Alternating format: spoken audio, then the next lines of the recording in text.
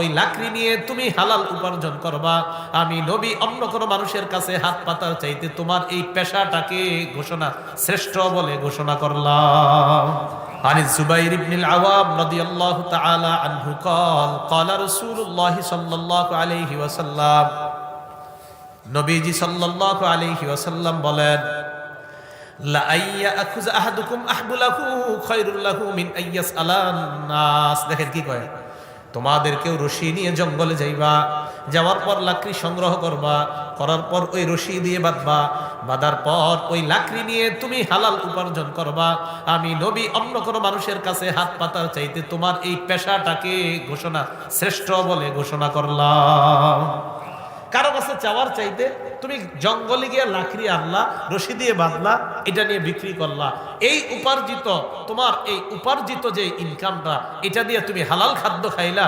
আমি নবী তোমাকে বলে দিচ্ছি, মানুষের কাছে চাওয়ার চাইতে এই রশি দিয়া লাকড়ি বেঁধে বিক্রি করে হালাল খাদ্য খাওয়া, এটা ভিক্ষা করার চাইতে অনেক বেশি উত্তম কাজ আমি নবী ঘোষণা দিলাম।